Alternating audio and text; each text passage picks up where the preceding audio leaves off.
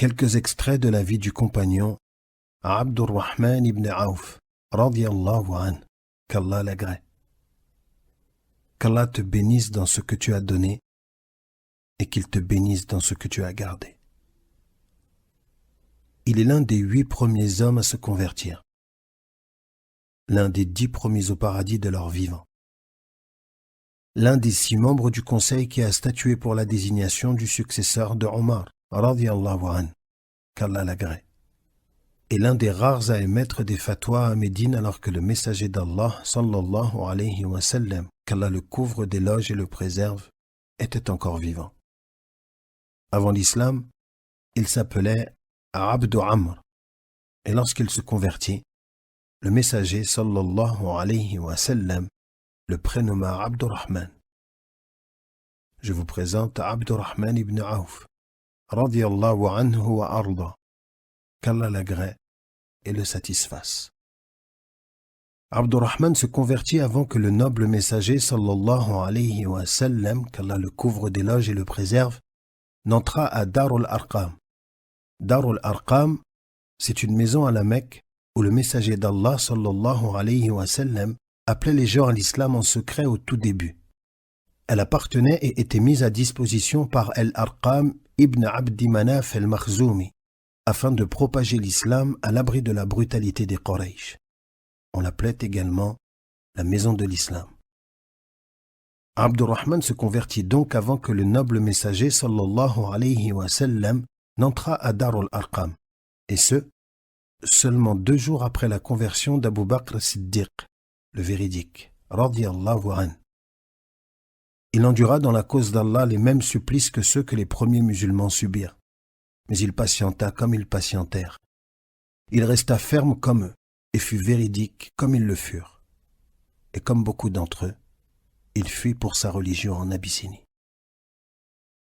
Puis, quand le messager sallallahu alayhi wa sallam, qu'Allah le couvre d'éloges et le préserve, et ses compagnons, radiyallahu anhum, qu'Allah les agrée, furent autorisés à émigrer à Médine, il fut parmi les tout premiers à prendre la route de l'exil pour Allah azza wa jal, à lui la puissance et la grandeur, et son messager, sallallahu alayhi wa sallam. Ensuite, une fois arrivé à Médine, le messager, qu'Allah le couvre d'éloges et le préserve, fraternisa entre al-Muhajiroun, les émigrés, ceux qui sont venus de la Mecque, et al-Ansar, les habitants de Médine, qui ont reçu les émigrés. Il lui attribua Sa'd ibn Rabi' al-Ansari, radiyallahu anhu. Et celui-ci dit alors à son frère Abdurrahman, « Petit frère, je suis le plus riche de Médine. J'ai 2 vergers ainsi que 2 femmes. Regarde lequel de mes vergers te plaît le plus, que je te le cède, et regarde laquelle de mes 2 femmes te plaît, que je la répudie pour toi. Qu'Allah te bénisse dans ta famille et dans tes biens, rétorqua Abdurrahman à son frère auxiliaire. Indique-moi juste le marché. Sa'd, radiyallahu anhu, lui indiqua alors le marché de la ville et Abdurrahman y alla et se mit à commercer, à acheter et à vendre, à gagner et à économiser. Peu de temps s'écoula jusqu'à ce qu'il puisse réunir la dot d'une femme et se marier. Il croisa alors le messager d'Allah, sallallahu alayhi wa sallam, qu'Allah le couvre d'éloges et le préserve, qui sentant l'odeur du parfum se dégager de lui dit « Eh bien, Abdurrahman, je me suis marié, lui dit Abdurrahman. Et qu'as-tu donné en dot à ta femme demanda le prophète, sallallahu alayhi wa sallam. Le poids d'un noyau en or, répondit Abdurrahman. Fais un repas de noces, ne serait-ce qu'avec une brebis, lui dit le messager d'Allah. Qu'Allah te bénisse dans tes biens. Abdurrahman dit, les richesses de ce bas monde vinrent alors à moi, au point que je pensais que si je soulevais une pierre, je trouverais de l'or ou de l'argent en dessous. Le jour de Badr, Abdurrahman combattit pour Allah, azza wa jal, de toutes ses forces. Il anéantit, entre autres, l'ennemi d'Allah, Umayr ibn Uthman ibn Ka'b. Le jour de Uhud, il resta ferme quand les pieds tremblèrent et fédéra les autres lorsque les pauvres musulmans vaincus s'enfuirent. Il sortira finalement de la bataille avec une vingtaine de blessures, dont certaines étaient tellement profondes qu'un homme pouvait y mettre sa main. Cependant, le djihad de Abdurrahman avec sa personne fut bien peu de choses, en fin de compte, comparé à celui qu'il a fait avec ses biens. Un jour, le messager d'Allah sallallahu alayhi wa sallam voulut rassembler une armée. Il se tint alors debout parmi ses compagnons et leur dit « Faites l'aumône, car je veux monter une expédition. » Abdurrahman se précipita alors chez lui et revint aussitôt. « Messager d'Allah, dit-il, je possède 4000 dinars, 2000 que je prête à mon Seigneur et 2000 que je laisse à ma famille. » Le messager sallallahu alayhi wa sallam lui dit alors « Qu'Allah te bénisse pour ce que tu as donné et qu'il te bénisse pour ce que tu as gardé. » Lorsque le messager sallallahu alayhi wa sallam, qu'Allah le couvre d'éloges et le préserve, prit la décision de mener la guerre de Tabouk. Tabouk est une ville de la péninsule arabique frontalière de la Syrie, appartenant à l'époque aux Byzantins. De nos jours, elle se trouve au nord du royaume d'Arabie saoudite. Lorsque le messager, qu'Allah le couvre d'éloges et le préserve, prit la décision de mener la guerre de Tabouk, donc, ce qui fut sa dernière expédition, le besoin d'argent était, ce jour-là, aussi crucial que le besoin d'hommes.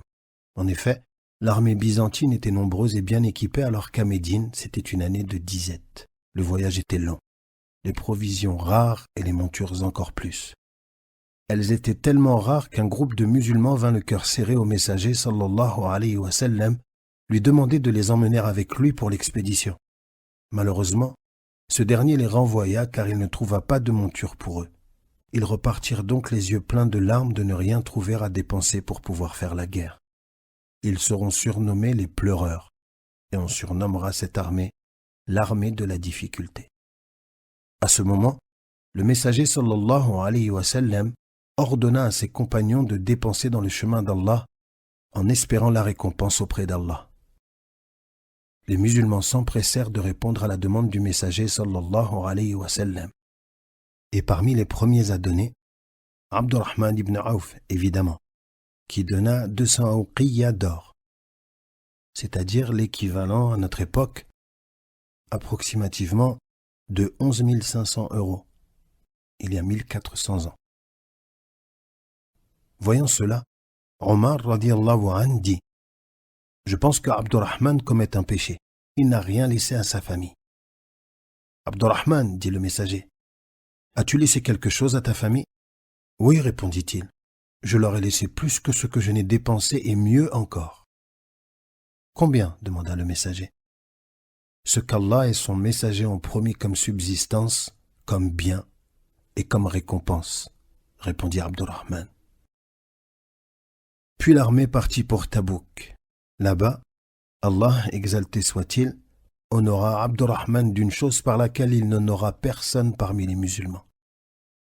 L'heure de la prière était venue et le messager d'Allah sallallahu alayhi wa sallam était absent. Abdurrahman guida donc les musulmans dans la prière et à peine le premier cycle de prière fut-il achevé que le messager, qu'Allah le couvre d'éloges et le préserve, rejoignit les fidèles et suivit Abdurrahman dans la prière. Rendez-vous compte. Existe-t-il plus grand honneur et mérite pour quelqu'un que de guider la prière en ayant derrière lui la meilleure des créatures, l'imam des prophètes, Mohammed ibn Abdillah, sallallahu alayhi wa sallam. Et quand le messager, qu'Allah le couvre d'éloges et le préserve, rejoignit son Seigneur, Abdurrahman prit en charge les mères des croyants, les épouses du messager. Il répondait à leurs besoins, les accompagnait lorsqu'elles sortaient, allait avec elles au pèlerinage et habillait leurs palanquins de tissu pour les distinguer et les emmener dans les endroits qu'il leur plaisait. C'est un des hauts faits de Abdurrahman, et il peut se vanter et être fier de la confiance des mères des croyants à son égard.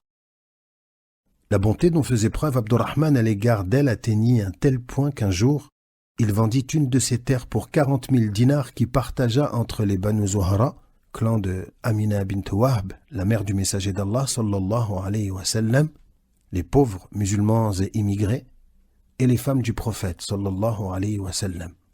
Quand parvint à Aïcha radiyallahu anha, qu'Allah l'agrée, la part de l'argent qui lui était réservée, elle dit Qui a envoyé cet argent?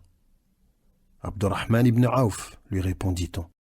Elle dit alors, le messager d'Allah, sallallahu alayhi wa sallam, a dit, seuls les patients prendront soin de vous après moi. L'invocation du prophète sallallahu alayhi wa sallam dans laquelle il invoquait la bénédiction pour les biens de Abdurrahman n'a cessé de le couvrir jusqu'à la fin de ses jours, au point qu'il devienne le plus riche et le plus fortuné des compagnons. En effet, son commerce se mit à se développer et à prospérer. Ces caravanes faisaient le va-et-vient partant de Médine avec le surplus de leur production et revenaient en apportant à ses habitants l'orge, le blé, l'huile, les vêtements, les ustensiles, le parfum et tout ce dont ils avaient besoin. Un jour, la caravane de Abdurrahman composée de 700 montures arriva à Médine. Oui, 700 montures qui transportaient sur leur dos de la nourriture, de la marchandise et tout ce dont les gens avaient besoin. À peine était-elle rentrée dans Médine que la terre trembla et on entendit un fracas et un vacarme. « Quelle est cette secousse » demanda Aïcha radiyallahu anha. « La caravane de Abdurrahman » lui répondit-on. 700 chamelles transportant du blé, de l'orge et de la nourriture. Elle ajouta, qu'Allah le bénisse dans ce qu'il lui a donné dans ce bas monde, et la récompense de l'au-delà est plus grande.